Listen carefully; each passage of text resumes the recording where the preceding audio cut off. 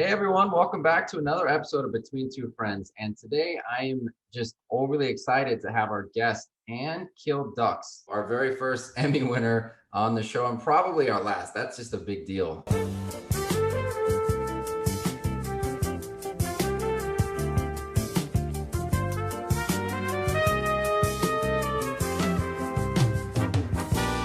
She does a lot of things. I think we all have multiple titles these days, but Ann is an on-camera and readiness coach with her own business called Ducks Communications. Tell us a little bit more about your background because that was just like one layer of all the things that you've done. Well, thank you for having me. This is fun. I launched my professional development firm, Ducks Communications, a few years ago. And as you mentioned, I teach professionals how to communicate more effectively on and off camera to really build their personal brands and their larger brands as well. I spent over a decade delivering live reports on television as a news journalist across the country from Miami, but lived all over. I was away for about 13 years and made my way back to Channel 7, WSBN. And that was my last news position before I became an entrepreneur and small business owner. Give us a little bit about that story. Like, why did you want to be on camera? Where did you go to school? And then what was your big break? What changed for you? I think at least the hope is that whatever we do as a career is a combination of what we're naturally good at and what we love. And so when I was younger and in that process of self-discovery, I thought, I love to write. I love to read. I'm a bit of a nerd. I love to research. I love video and photography and the creative side of things. And I'm a storyteller. And so as I started to put all those pieces together, it made sense to become a journalist. Initially, I was certainly not planning on being on TV. Actually, as a young person, as a child, I was extremely shy. I know it sounds almost impossible, but I almost didn't survive first grade. Oh no. I know. My mom got that call that was like, there might be a problem here. I just was extremely, extremely shy and I wouldn't speak. I wouldn't speak in class. I wouldn't speak to most people outside of my family, but it was something I worked really hard on. And I think I still work on it today. I think that, we all start a certain way, our fabric, and it's really our job to figure out what we can do with it, to figure out what our impact is going to be for our companies, for our communities, and so on. And so you dig deeper, you push through it, and you figure out how to have that impact, how to use your voice. And I did that. So I ended up in television news. My first job was in Knoxville, Tennessee. It's a sink or swim type job then and now, but it's also one where it really celebrates teamwork, especially if you're at the right station. And so you learn on the job, you learn from each other, and you help each other out because you are dealing with a lot of people in crisis situations. And you're also in a world of seconds. A lot of people think about their industries and their jobs in hours, days, weeks, months. Projects are a little bit longer. But every single day you're on the news, you're putting a product out there into the world, sometimes a minute 15. You spent your entire day and then you just created a minute 15 and that's everything. And that's a lot of pressure and there's a lot going on. But it's so important. You went to journalism school because that's what you wanted to do? Yeah. So I started at Boston University where I studied journalism and politics, political science. Then I moved over to American University for my master's in journalism and public affairs because I thought, I really love the politics too. What better place to be than DC? So I got my master's in DC and started my journalism career. And then more recently, actually last year, I graduated from the University of Miami with a global executive MBA. So now I'm finished. I am not going to become a doctor. It's not going to happen, but I love business. I love people. I love government, public policy, and journalism, storytelling. So I did it. I did all of it. And I just, we should never, even if you're not going to a college or university, if you're just taking a simple class online, free or not, we should never stop learning. So for entrepreneurs, you can never stop learning. There's always so much more to learn. The reason I ask about school is, some people go in a roundabout way and end up on camera. Not everyone has to go to journalism school. A lot of people do. Where I went to school, I mean, it's a really, you've never heard of it before, right? It's called Eastern New Mexico University. But we had a full TV station and a really good communications program. That's like maybe the one thing that the school had. And so we had friends who I would see them start their freshman year, and by the end, they had been on the local, not the local news, but the university news so much, they were rather polished. And so like the amount of work that it takes to get good, and then all, like you said, all the work just to get that minute 15, I mean, like you said, there's a lot of pressure because you got to nail it. Which takes us maybe to your Emmy. How did that come about? What did you win your Emmy for? Tell us a story. I have two Emmys. The first one is from my time in Indianapolis. I did a story about the one of the emergency medical alert buttons that you press. A lot of times, elderly people or people with different health conditions have them, and it wasn't being taken care of properly when the button was being pushed. Emergency personnel were not responding. My story centered around a woman, an elderly woman who was on her own. She lived in her house by herself independently. But she had a stroke one day and she laid on her bedroom floor for 6 hours and kept pushing the button and no one came. Wow. And it was one of those moments where her daughter contacted the station, contacted me and said, this isn't right. You know, we believe in this big company that's behind this button. It says it on the button. And something isn't right. Something has to happen. And now her mother is in a home and is not in her own independent home anymore, but she lived, and that's important. But you know, it could have been different. And so we worked really hard to dig into it and to figure out exactly what happened. And hopefully, really, and I think we did this, made people think a little bit deeper about if you're going to buy into these security measures and these mechanisms to make sure that they're going to work when it really matters most. And to make sure that people who are responsible for it are being responsible. You're relying on that response. Like my elderly parent is going to be safe because I have a plan. That is my plan, right? So you don't have contingencies because you're relying on that. So wow. Exactly. And technology is the best. You know, thankfully, even with this pandemic, we've seen how much technology has helped us out, and they've stepped up. You know, the companies behind a lot of the communication mechanisms and so on. But there's a lot of pieces of the puzzle that we don't understand or didn't think we needed to dig into. But I think it's our responsibility as consumers to do our due diligence there as well. So that was my first Emmy, and it meant a lot. Obviously the award's great, but that call afterwards from her daughter after the story aired and the changes we made were big for me. Look, I didn't realize you had two Emmys. I apologize for shortchanging you. You got to have them both back there though, so people know. I know. I'll tell a shorter story if you want. The second one's shorter, much shorter. Yeah, please do. I know you don't want to overdo it in the background, but I mean it is a big deal. So yeah, thank you. Well, my second one was actually here in Miami after Fidel Castro passed. It was the community response to what happened and to what potentially could be the future for Cuba as well.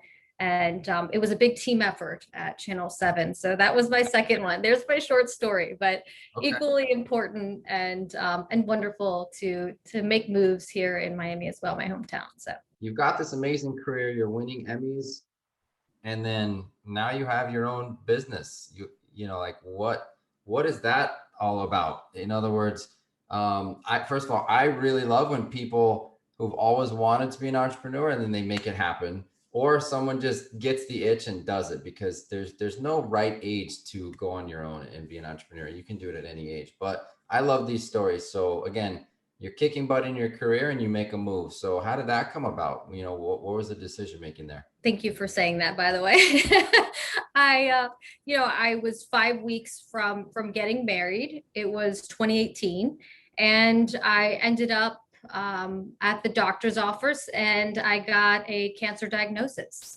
And it was a moment, I think, that for anyone who's been diagnosed with cancer, that the world stops and you feel like you're outside of yourself. And you take the time to digest and to get mad and to get sad. But then you decide, I may not be able to plan 3 weeks, 3 months from now, whatever that might be.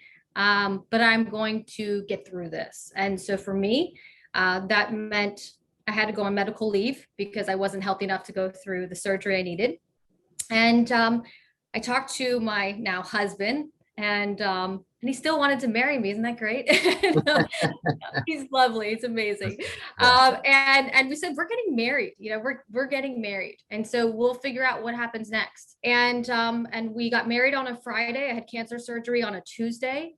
Wow. And I pushed through, and you digest it in nuggets, and I think you figure out what's next. I think when you're going 100 miles an hour, and I'm sure a lot of small business owners, entrepreneurs know this, sometimes you don't have time to absorb and digest, and all of a sudden, I hit a stop sign.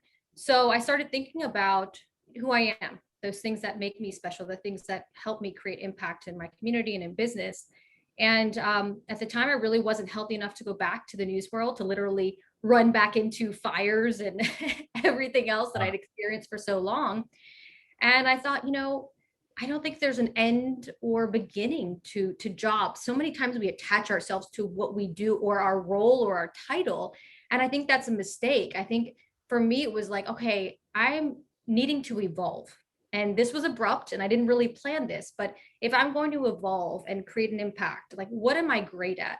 And what do I enjoy? And how can I add to other people's lives? And I thought, I have spent a career learning to communicate more effectively, build my personal brand, helping others communicate as well. And why not turn that into a business? I was already doing it anyways for my friends who'd call up and say, hey, can you help me with this or that?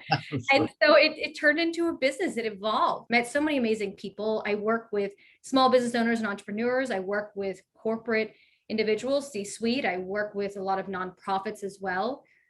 So it's really amazing to see other people have their aha moments, and to sit in the background and be their communications sharpshooter and watch people communicate more effectively at work. And I'd like to think at home too. So hopefully some wives and husbands and girlfriends will call me later and say, oh my gosh, such an easier time at home now. Who knows? That's a whole separate business. Yeah, I know. So look, first things first, I didn't know about the cancer diagnosis. So how are you doing now? I'm healthy now. Yes, I was really lucky. I had stage 1 cancer. I had surgery. I didn't end up needing radiation.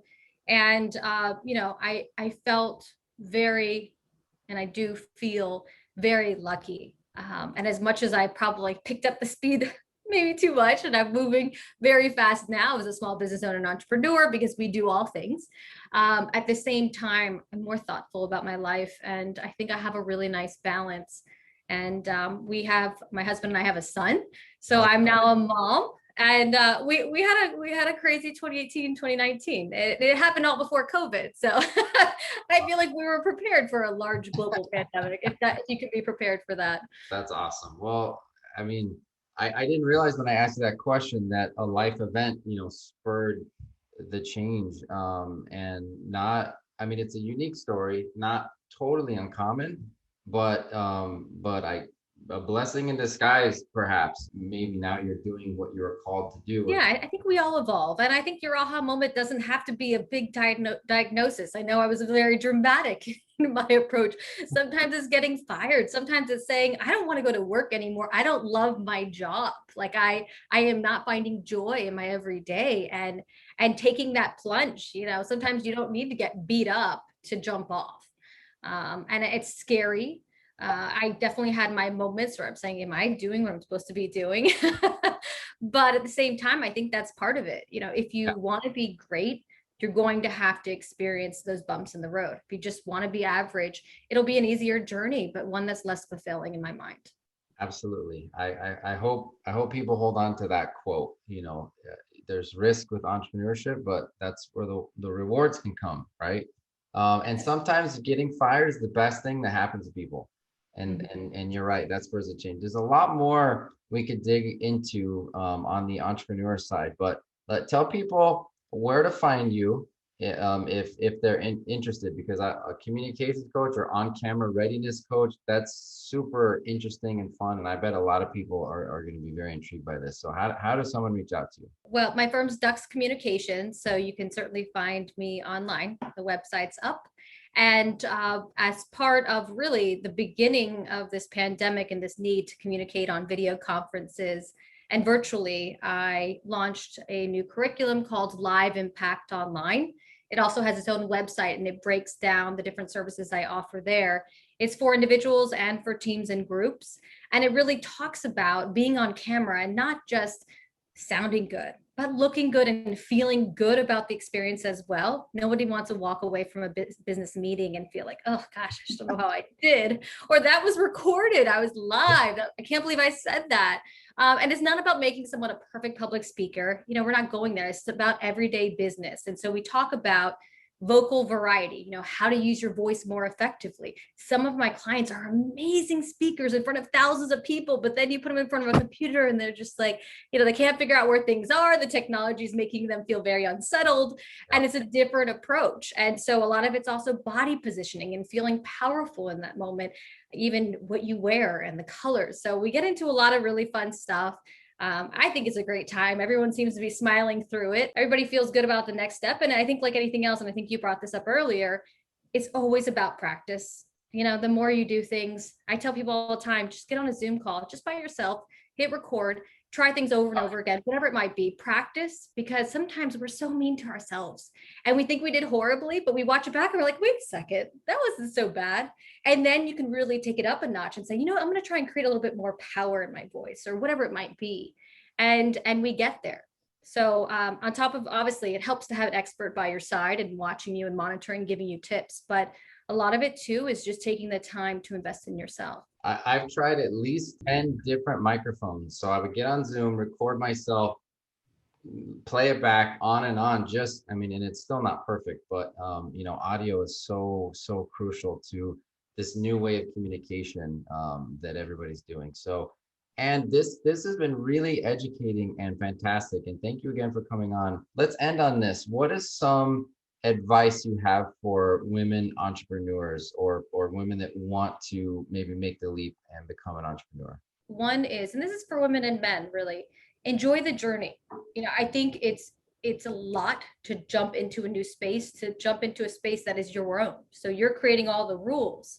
And it's important to set your short and long-term goals, but understand that the good decisions that you make, the pluses, the big celebrations will give you that burst of energy and will keep you going. But also, I think it's important to think about some of those bad moments or the struggles, the parts where you're realizing, ugh, that wasn't so lovely after that meeting.